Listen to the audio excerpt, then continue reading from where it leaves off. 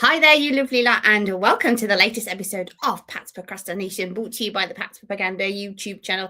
Please do not forget to be rating, reviewing, and subscribing as we welcome you to episode 87 to celebrate the AFC Championship win. So for the 87th time, I shall ask, Chudders, how are things with you? We're going to the Super Bowl. I screamed that so many times on Sunday. Celebrating with my son, I could not quite believe where we got to. Even though we predicted it last week, it still felt quite surreal that the Pats are back in the Super Bowl. We did, but I don't think either of us got very close to the score prediction of 87. I had 21-12 Patriots. And you had, so it's closest. And you had 27-10 Patriots. So yeah, no, I don't think it played out. I think maybe defensively, it wasn't too dissimilar to what we thought. We didn't think the Broncos were going to get many points, possibly one touchdown at best. I think offensively is probably where it didn't meet our expectations. We thought we'd score a few more than maybe we did, and clearly the way we predicted the game would go. I guess in our defense, we didn't expect a game of two weather reports. It was almost two games, wasn't it? Yeah. When you watch back, I don't know if you've had a chance, but when you watch back on the tape or whatever, and you see bits of the first half, it's like, oh look, the sun's shining, the grass is green. That's that game. And then there's the second half, and you can barely see anybody. You can barely see the field. Well, I was going to ask you this actually. The all white. Do you think that helped or hindered the Pats? Do you think it helped because on defense, Stidham didn't spot who was coming quite as well when the blizzard was coming down? Do you think it hindered on offense because Drake couldn't quite see his receivers as well? Do you think it helped or hindered in the end? I don't know. It's a good question. I think my opinion is it probably helped because the Pats were relying more on their run game anyway, and the Broncos needed to pass the ball because they needed to move the ball more. So being unable to quite see where you're throwing it or what the coverage is might have been a bit harder. I'm glad you said that about the passing game, because just before we got to record, I was interested in that. And Drake May attempted 21 passes for 10 completions, so about 48%. And Stidham attempted 31 passes for 17 completions, like 55%. So I don't know how much Sean Payton went away from the sort of offensive plan that he had, regardless of who his QB and also regardless of what the weather was doing, in all fairness, which is a bit interesting. Well, I think he went to his plan for the first half when it was a normal game, and you got to say to some extent it worked. I thought the Broncos were almost, not by far, but they were comfortably, I thought, the better team in the first half. And the Pats weren't doing anything whatsoever on offense. The Denver D was looking good. Even the Denver offense had been moving the ball better than the Pats. Not phenomenally, but better. Obviously, the scoring drive from Stidham, the deep pass, and then getting it in the end zone, you worried that, hang on, this isn't the Stidham we're used to seeing. Maybe he is going to do enough to bring them through. I was worried at first. I don't know if you were or not, but the way it started, Drake May wasn't doing anything, and Stidham was, and that was a worry. Because that was the one matchup I thought we really should win that. So I think he probably stuck to his game plan to begin with. When the snow came in, then in some ways you got to adapt it. You got to change for the conditions. The Pats certainly did that, like I said, with their run game.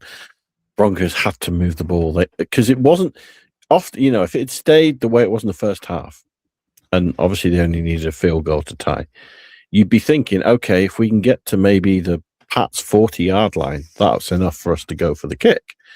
The way the conditions were, you knew you were going to have to be as close as possible. So you couldn't just move the ball 30 yards and have a kick, you were going to have to move it 70 yards downfield from a starting drive to even consider having a shot. And obviously when they did, they failed anyway.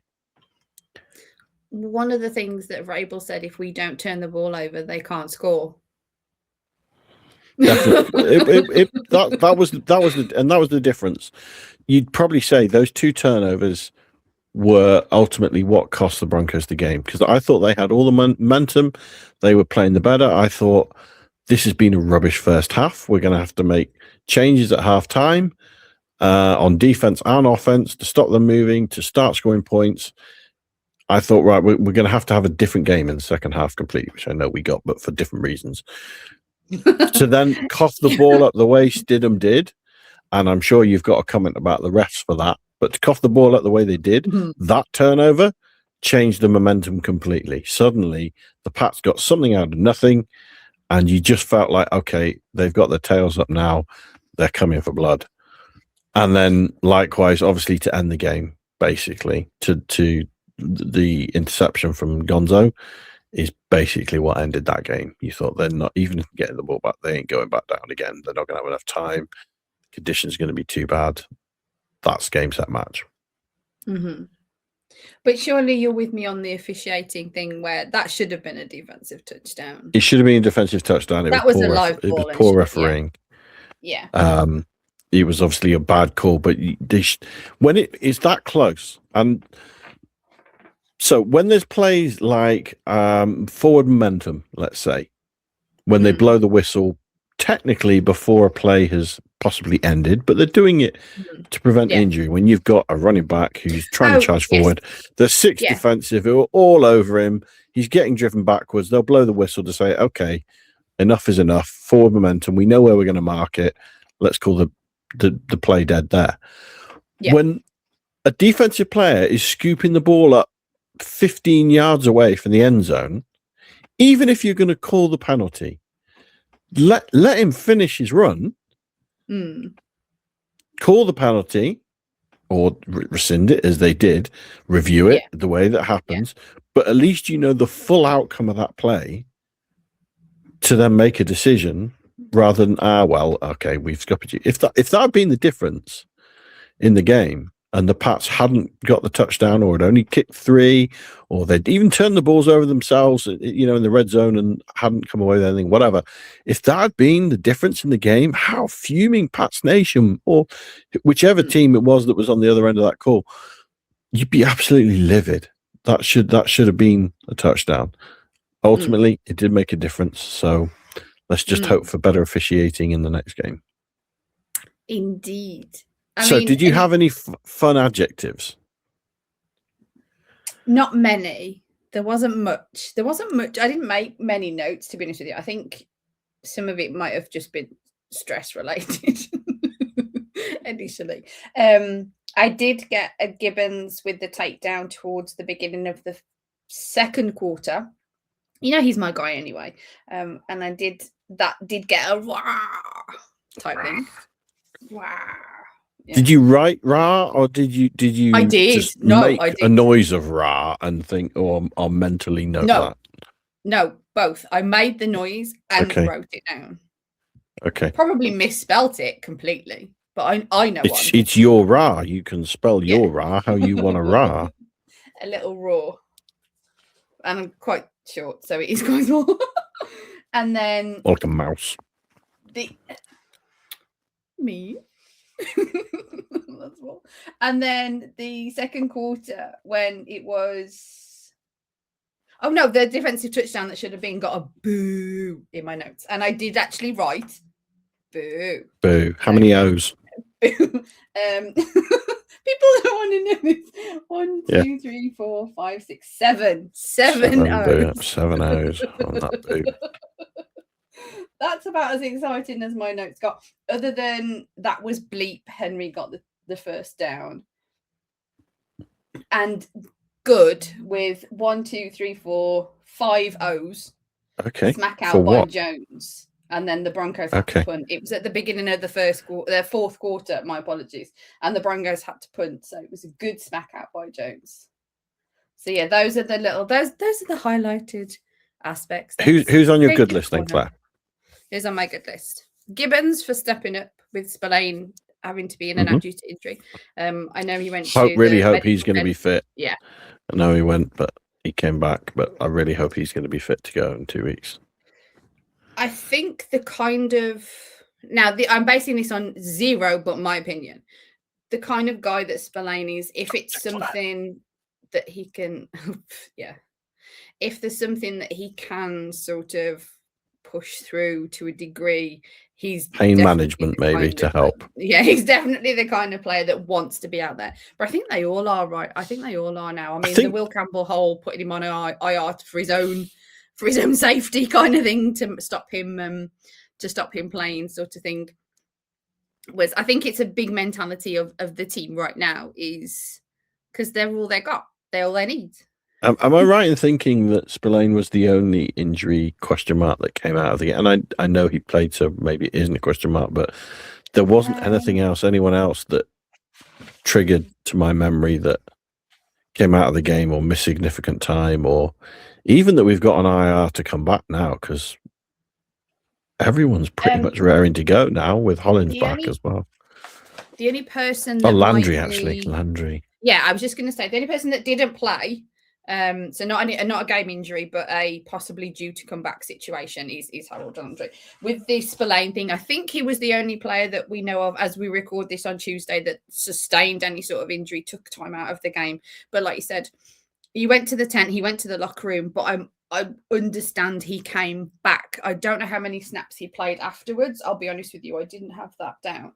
But so that's why Gibbons was on my good list when Spillane was unfortunately out. But that sort of carries on from what's happened this year when Spillane was out with an injury. Gibbons has been stepping up and he has been taking on that defensive quarterback role with the green dot and everything. So he's my guy anyway. So slight biasness, which I will happily admit to. I always very happily admit to my bias. Is he your underrated player of the day? No, Schooler. It's a great coverage. That darling man is a sandwich or two short of a picnic, though. I adore him completely, but he's definitely. Well, you're getting enough sandwiches. Maybe you could share some of yours with him.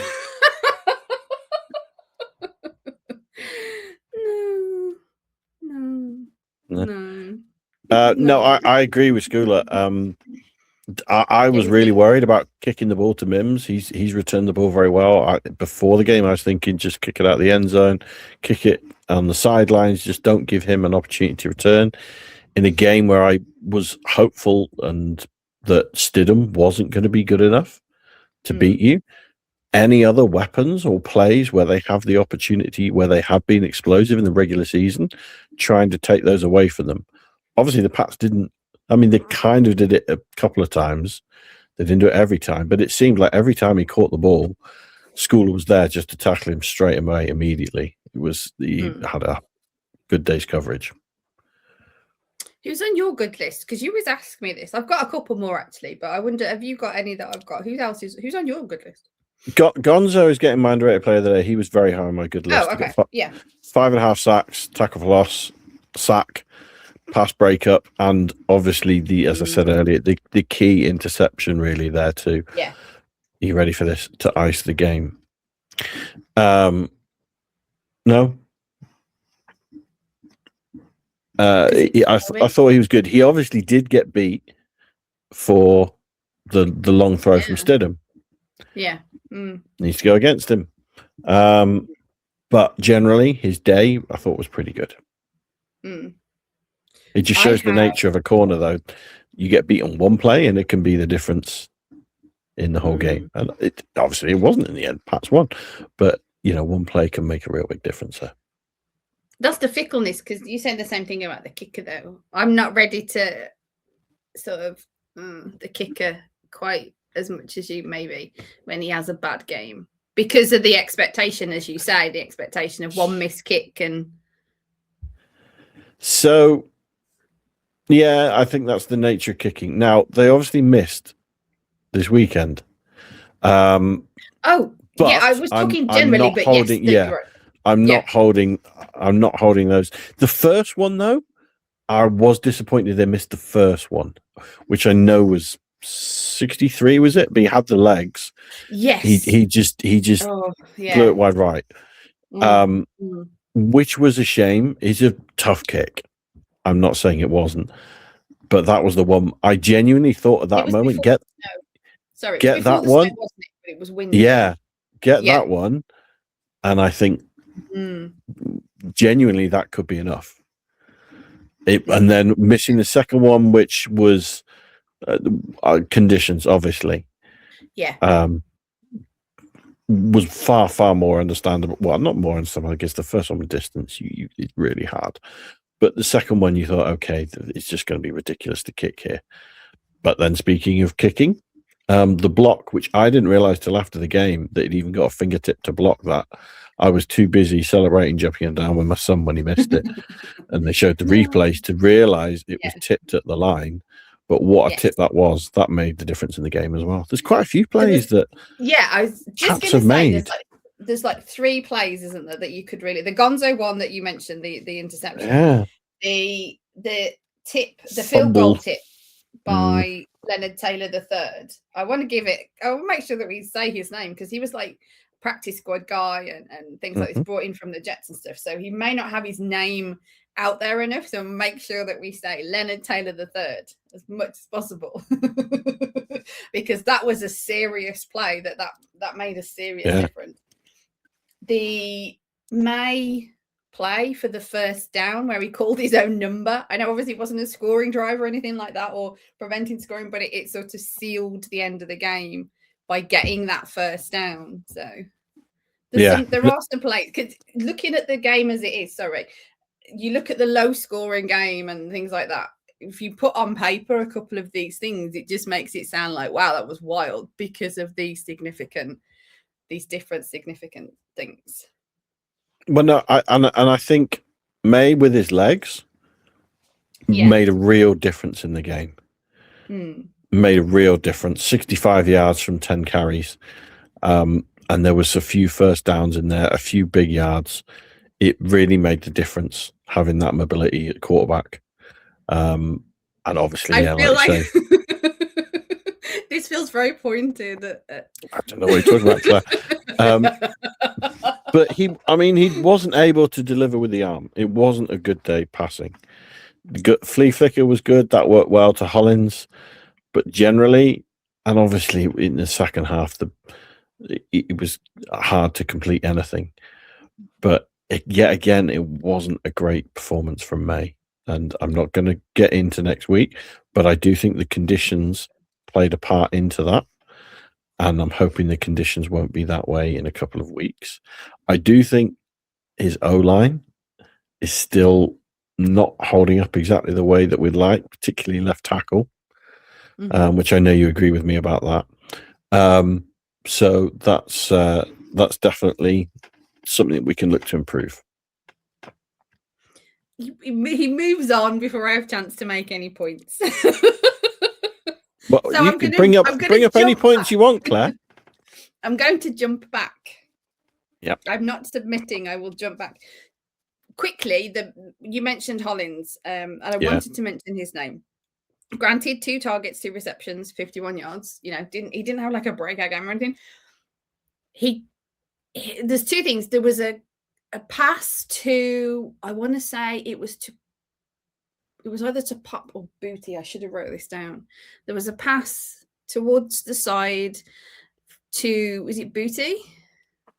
And he was just short of it. It was just, and it was a contested catch, and it was so difficult because it was like, if that was Hollins there, he'd have caught it. That needed to be a Hollins one.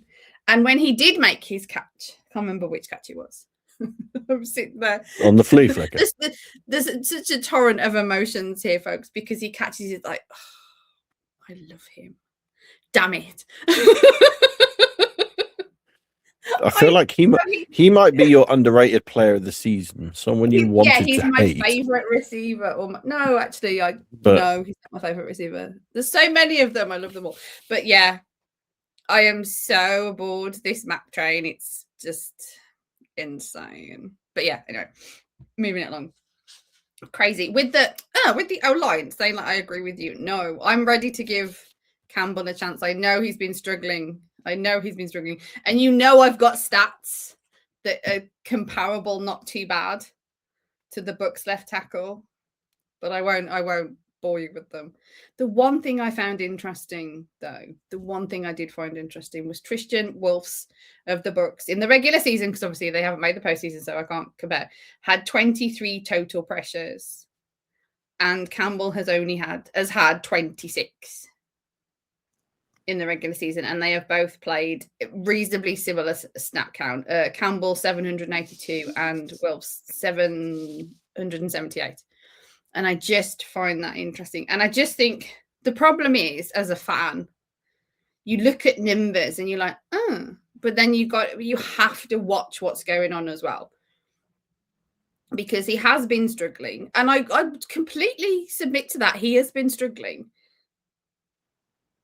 But I will bang on that I'm ready to, like, he's a 22-year-old rookie in his first season in the NFL.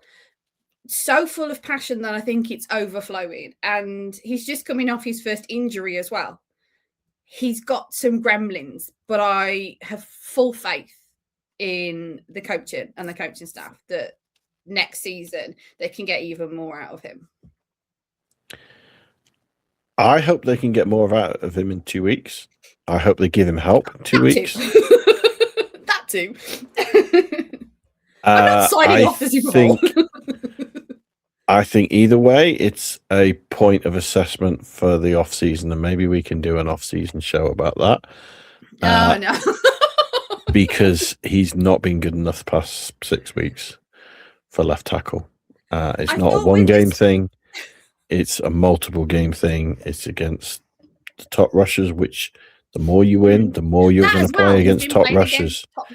But that's what you're going to play against, because the more you win, the tougher your schedule gets. True. And the tougher your schedule gets, the more quality you're going to face in defense, the more the requirement is for you to step up and stop. And sadly, he's not been passing that test recently. Hopefully, he can turn that around. I'd like to see you step up and be a left tackle. I'd like to say it wouldn't be much worse, but he's probably not that bad yet. He'd be judged. Is there anyone else? Yeah, go on. Yeah, can I throw, just before we continue with sort of bads and stuff, all the FBs that are on the stat sheet. I like it, sort of. I know it's not the best reason to have Tonga and Williams suit up as a fullback. No, I know, but you know when there's just something a bit different, so it makes you go, ooh, kind of like that, in a way. Because he had Westover for 41%, Tonga for 3%, and Williams for 2% of the offensive snaps. And I like me some tight ended and I like me some fullbackery. So yeah, I definitely like me some fullbackery. No, it's good to have those options. Like you say, you've got Tonga back. He likes playing there. I think the Barmore was in when they were doing the tush push, wasn't he? No, I think that was Williams. Sorry, yeah, Williams. Sorry, big. Oh, okay, yeah. No, I got the wrong name. That's who you meant. Okay, yeah, cool. No, that's who I meant. I got it wrong. Anyone else on your good list then? Coaching. Okay. You know the bit where Drake, I think it was the first quarter when Drake slides and his bum goes out of bounds and Vrabel's with the timeout with like the 1 second. Yeah, and Vrabel's already with the timeout. It's like our coach. Situational football. Well, but it was situational football because May went down with enough time to do it.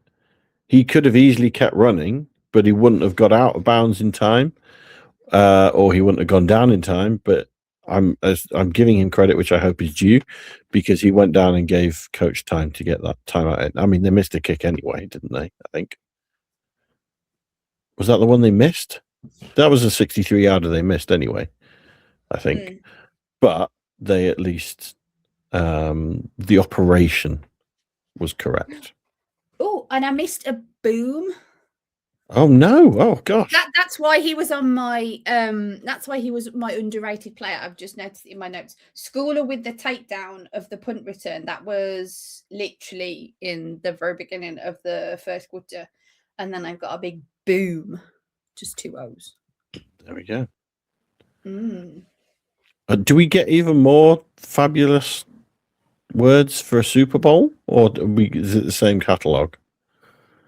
Do they come with? You write them in glitter, maybe.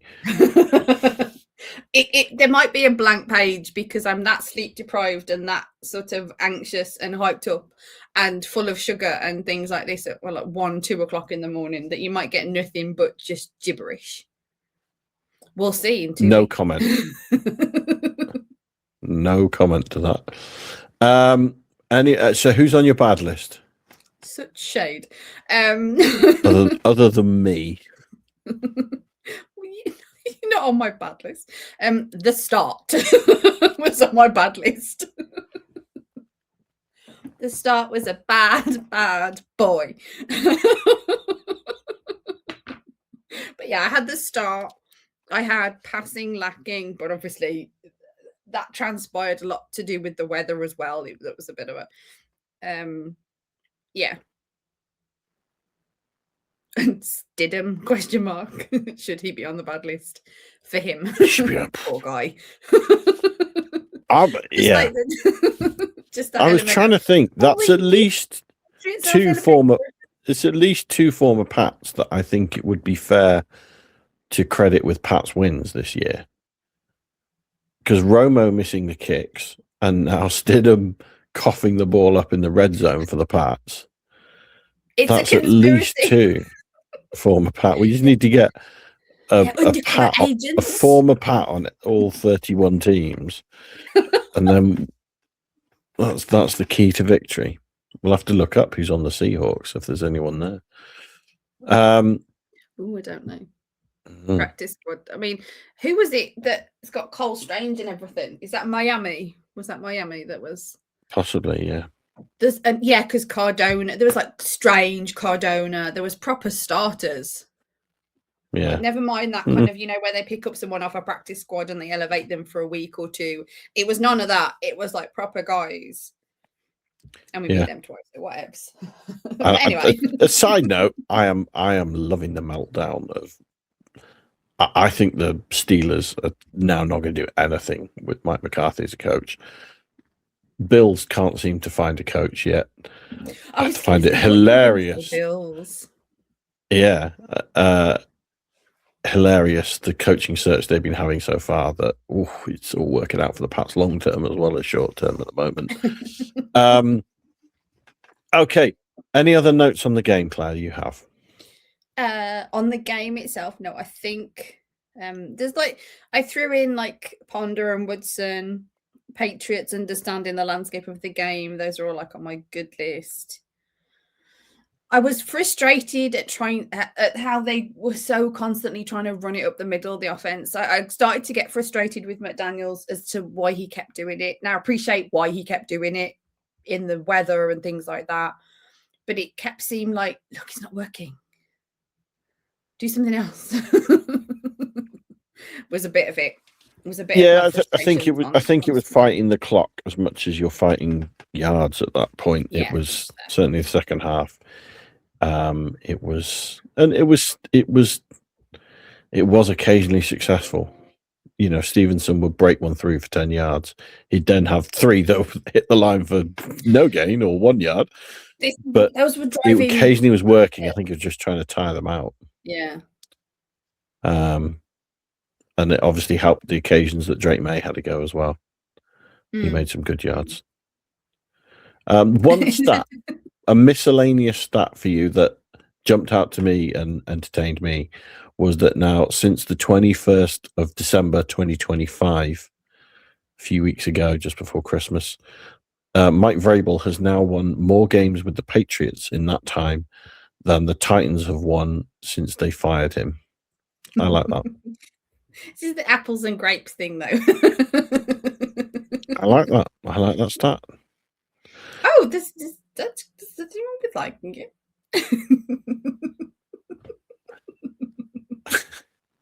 I have a anything else? stat. Oh, Yeah. Go on then. If we're just going to do randoms now for a Do couple of minutes. Go on. What's your random stat of the day, Claire? Just our bags of randoms. So May is the first, because we haven't really talked about the Super Bowl. You've been so good and so restrained at keeping it about the game, keeping our game wrap about the game, because I know you are absolutely bursting to talk about the Super Bowl. And we will, folks. Pat's Procrastination episode 88 will be the very first Pat's Procrastination Super Bowl preview. So make sure you check that out next week. So it'll be a Super Bowl preview. Are we also at that point previewing the duck boat route? No. Okay. No worries. I might, because I'm that confident. Okay, you can. That's fine. That's fine. I do not knock it. You fan your way. That's how it works. So, yes, NFL.com. May is the first quarterback to win 3 playoff games against top 5 defenses in the same postseason.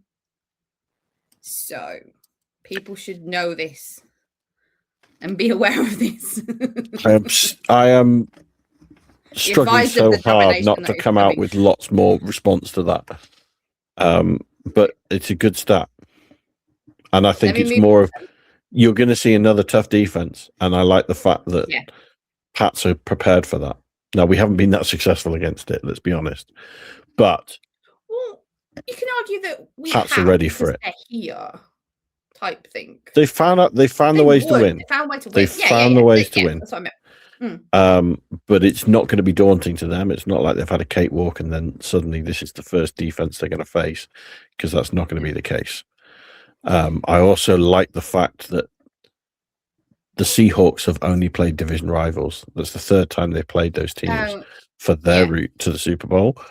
So this will be the first time they're having to face something fresh in the postseason. That could be a bigger challenge for them, but I don't want to get too far ahead and spoil next week's show. Well, we'll just have no material for next week, so then all people will be listening to you just arguing, and it's gonna, and they'll just tap out. I cannot wait. I don't know how much you were engrossed in it, but Fred and the PU team put so much content together for a Super Bowl week. I cannot wait to be absorbing it all over the next 12 days or whatever it is until Patriots we get to game time for Patriots Unfiltered. Like Superman, then. It's your superpower, isn't it? F everyone. I was just about to chastise you, saying, "Stop talking about other shows. We want people to watch our show. Stop just extra publicizing of the other shows," and then realized it's on my t-shirt. But anyway, that's that. Yeah. Anyway, so yes, Super Bowl. We will be bringing you a Super Bowl preview show, folks. The very, very first one. But before we do, I haven't quite finished with my random stats. So then we can okay, more random stats. Vrabel is the first player to start for and head coach the same franchise in a Super Bowl. So the love keeps pouring in for Vrabes, and he's just so wonderful, so amazing, so successful. And one thing I forgot to say that I meant to say, he should be definitely. But there's plenty of bias on my side with that, really, to be honest with you. I can't see that in a non-biased way, I'm afraid. One of the things that I took away from the win in Denver, completely sort of separate to the whole, we're going to the Super Bowl situation, is how that Vrabel's Patriots, if you like, finally won in Denver. So this season, they've done things, and there's one, and I can't remember what it is, but they've broke the Miami curse. They've beat Tua. To be fair, they beat the Bills 1.5 times because like the first half of that game. I'm not sure the half, but yeah. I'm taking the first half of that game that they were doing so well. So 1.5 times. Look, let me hold on to my Bills hatred. Okay, it fuels me. And now the win in Denver. It's superb. So yeah, I guess with the Titans stat that you were talking about, I can see why you would take so much delicious enjoyment from it. So, are you done? Should we wrap up? No. Okay. No. The last thing I want to say is the defense played well. They played good. I'm still not convinced they're an elite defense because they were still up against Stidham, who made mistakes. There was the weather that stopped the Broncos just as much as the defense did. If they still had a good display, I'm not counting against them whatsoever. But the way that, surprisingly, Darnold has been playing, JSN in the Super Bowl is going to be a different matchup, a different test. I'm not going to thinking, hey, we've got elite defense, we're going to lock them down. They've got no chance. This will be a tougher test. But they had a good display. They had a good display. And like you said, that it was situational football. It was knowing how to play the elements in the right way as well. Yeah. Game management was good. The Patriots are also road warriors. So, 100%. And honestly, I feel like this time last year, we were just hoping for or certainly I was just hoping for an improvement this year. That was my target. Can we just improve? Can we look like a better team? Can we set something up for the future? Can we be heading in the right direction? Can May start to look like, it doesn't have to be a franchise quarterback, but can he start to move in the right direction? I don't think Mike Vrabel was thinking that at all. I think Mike Vrabel was thinking Super Bowl. And not realistically like it's Super Bowl or bust. No. But he was prepping his team with that mentality. We're going on the road. We're going to win every game on the road. We're going to be road hogs. No one's going to beat us on the road. It was the first formation, the first plays they started practicing, allegedly, was the victory formation, because this is what we're going to need to do plenty this season. It wasn't just, right, come on, guys, let's get you in. Let's see what we've got here. It was, no, we're building a mentality here of winning, of how you win, of we're not done until we've won everything. But also, sorry. Go on. But also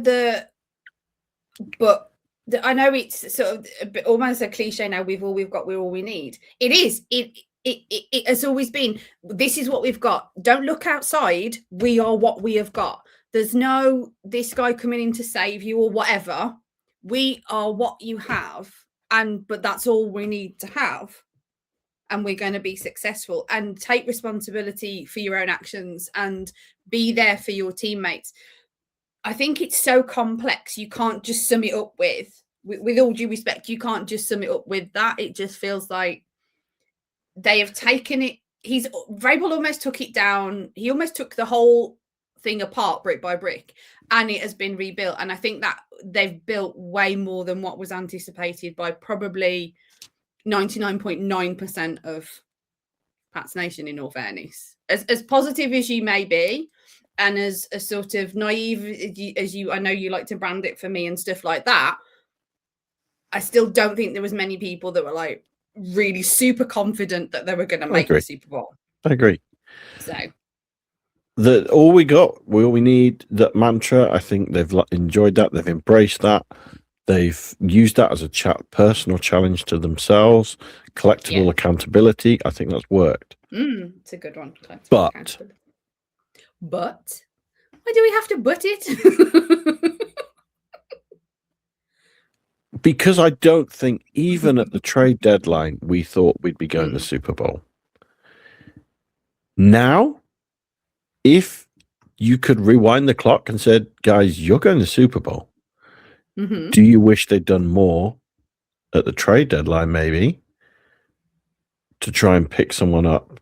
Do you think, hang on, guys, no, you really are going all the way. Do you want, I don't know, pass rush? Or do you want to look at receiving options? Or do you think if they knew then what they know now, they would have done things differently? Or do you think, my feeling at the time was they liked the way it was going. They didn't want to break up that mentality, but I still think they didn't sit there thinking, this is all we need to get to the Super Bowl. I think they thought, let's not rock the boat. Let's continue in this good path. We'll pick up pieces in the off season that maybe take us to the next level. They didn't realistically think they're going to be going to the Super Bowl. My one little pushback, if you don't mind, would still be, though, the thing is, if you changed anything, you might not have the same dynamic. Yeah, you could change that tiniest piece and you just might not have the same dynamic that you have in the locker room. You just might not have it the way that you've got it. And to be honest with you, even if they don't win the Super Bowl, I know we're not going to talk about the Super Bowl today. We're trying to wrap it up. But even if they don't win the Super Bowl, I will still be super excited and super into this team and amazed at what they've, achieved and stuff like that. So I don't know if that's why, coming off this whim, I think I said to you, I think it was off air. You obviously, we know you was excited and screaming and with the little one and stuff like that. I was like, oh, okay. I had this strange calm of, which was really strange. I'm not excited. I am super excited. I can't believe it. We're going to the Super Bowl. I am. Sounds meh on the Super Bowl. No, she's not. No, she's not. She's just trying to get you to talk about the game recap this episode and talk about the Super Bowl next episode. That's what she's trying to do. I am excited. I think it was just that level. I just leveled out. And I think it's because I'm so happy anyway with where they are and what you're not far wrong. It's because you had this expectation. You were happy when we had 4-win seasons because you saw the positivity. I guess it's just and I wasn't. So this now to me is I'm getting the highs and the lows. You were already high, so there's not as much ceiling for you to go up. I think that's the issue there. Really. I disagree, but still, we can. Next week we'll look at offense, defense, matchups, positives, negatives, score predictions, duck boat routes, everything like that. Apparently so. As simple as possible. Super Bowl, as we sit here now, with so much more to cover. Injuries, we're going to have Landry back, whatever else could happen. Are you or No, there's Claire on the fence. So I'm taking that as a meh. Oh, you're 2 thumbs up. Okay, 2 thumbs up. I'm all good. I'm 2 thumbs up. How about you? I'm thumbs up. I like the matchup. Very good. Okay. Not guaranteeing it. I just know with foregone conclusion we're not going to be favourites, but I'm feeling positive about the matchup. Very good. Very good. Very good. Very good. And before we wrap it up, folks, I do need to do a quick shout out to my amazing co-host because he was on Huddle UK last weekend. And I was really, really proud of him and did so well. So I hope that if you aren't a Huddle UK watcher, you did go over and see Chudders'. It was the pre-conference championship, wasn't it? It was. Are you talking with the Broncos guy and stuff like that? It was. And if you think I wind Claire up enough, I wound the Broncos guy up as well. Don't worry. He got some stick.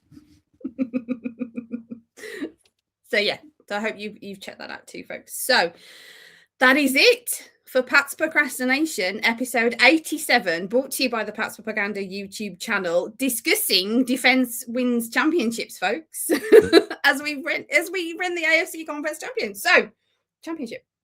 Stay safe, stay well, stay warm. We'll be with you next week because it's the Super Bowl preview, folks. Tune in next time. And as always, go Pats. Super Bowl, baby. LFG.